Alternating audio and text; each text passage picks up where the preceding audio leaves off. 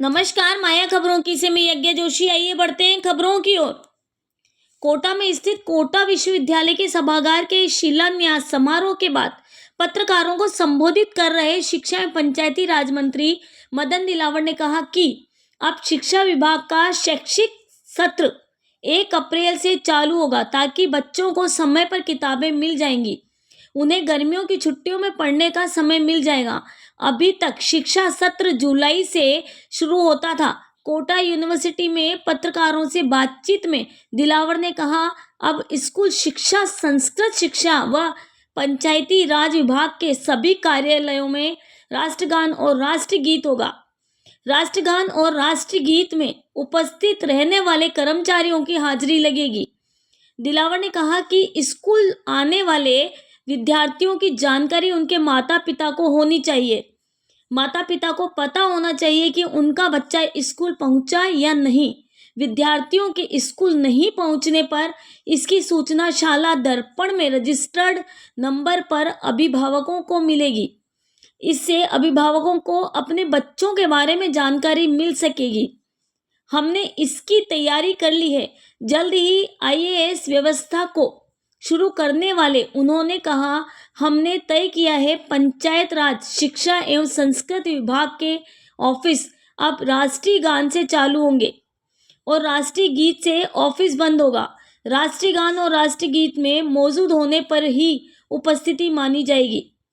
मेरे पास 3 डिपार्टमेंट है, पंचायती राज, शिक्षा व संस्कृति विभाग है। हमने तय किया है सरकारी व निजी स्कूलों की यूनिफॉर्म अब एक ही होगी, उसमें टाई की कोई जगह नहीं होगी। आगे चलकर हम टीचरों की यूनिफॉर्म भी तय करने वाले हैं। अध्यापकों का भी आईडी कार्ड होगा। सभी विद्यार्थियों के लिए भी परिचय पत्र अनिवार्य लागू किया जाएगा।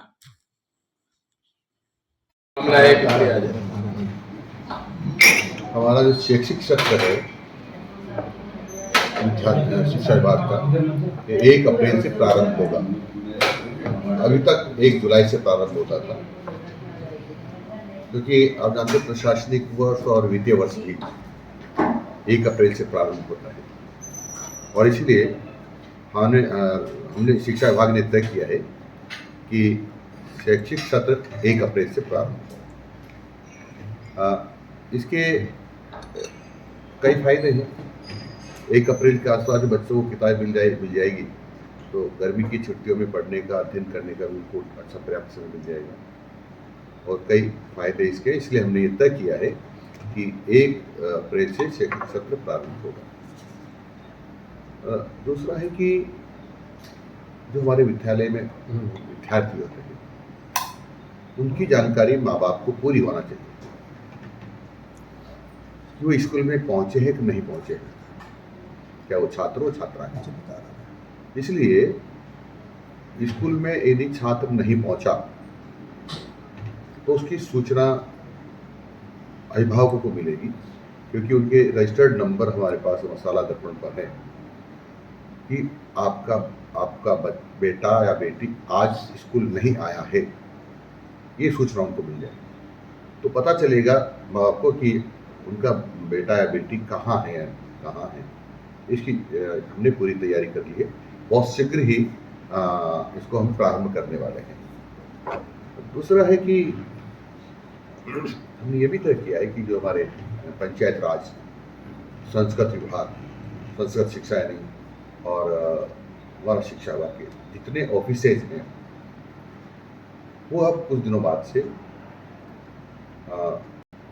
राष्ट्र गान से विद्यालय ऑफिस हमारा प्रारंभ होगा और राष्ट्र गीत से ऑफिस हमारा बंद होगा। उसके साथ साथ यानी ऑफिस के प्रारंभ में और लास्ट में राष्ट्रगीत और राष्ट्रगान होगा।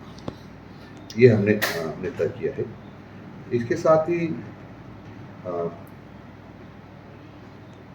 हमने सरकारी विद्यालय और निजी विद्यालयों की पोशाक, ड्रेस, गणवेश, जिस अलग अलग नाम से अपने हिसाब से लोग बोलते हैं, यूनिफॉर्म जिसको कहते हैं, वह एक ही होगी और उसमें टाई को कोई जगह नहीं होगी।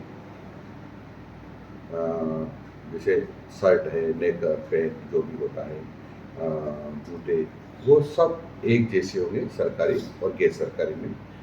कुछ समय बाद इसके आदेश जारी करने वाले हैं। हाँ, आगे चल करके हम शिक्षकों की भी यूनिफॉर्म तय करने वाले हैं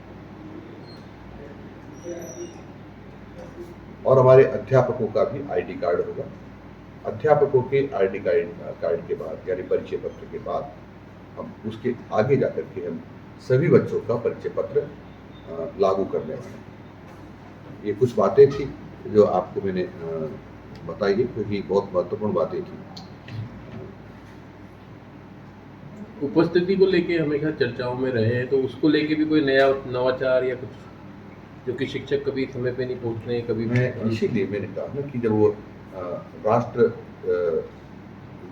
गान के समय वहाँ उपस्थित होगा तो उसकी उपस्थिति मानी जाएगी, वहीं उसकी उपस्थिति होगी और लास्ट में भी उसकी उपस्थिति होगी जब राष्ट्रगीत होगा। तो मैं समझता हूँ कि वो सब होना कम है। ऐसा स्कूल और पंचायत राज के सभी ऑफिस होंगे?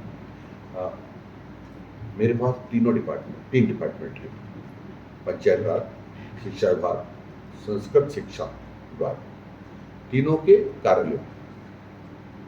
सब किताबों कर रहे हैं, किताबें कभी भी नहीं पहुंची बहुत सारे स्कूलों में। तो ऐसा नहीं है। कई बार क्या होता है कि कहीं डिले होगा कि क्या होता है, हमारे यहाँ से पुस्तकें जिला हेड करना पड़ती है, जिला वाले ब्लॉक तक पहुँच जाते, ब्लॉक पर पीओ के पास पहुँचता, पीओ स्कूल तक पहुँच जाता है। कहीं न कहीं किसी कड़ी में किसी विद्यालय में किसी पीओ की गड़बड़ के कारण होगा, जिसकी हम जांच कराएंगे। कोशिश हमने की है कि हम सबको पुस्तकें पहुँचाते हैं। जैसा कि मंत्री जी आपने कहा कि ड्रेसें जो है सबकी सेम रहेंगी, तो ड्रेसें तो ठीक है, ड्रेसें सेम रहेंगी, लेकिन किताबें जो हैं वो सब में अलग अलग क्यों पाई जाती है? कोर्स जो है पहली कक्षा का हो, दूसरी का हो, तीसरे का हो, सब जगह कोर्स अलग अलग पढ़ाया जाता है, ऐसा क्यों? आप इंतजार करें, सब ठीक हो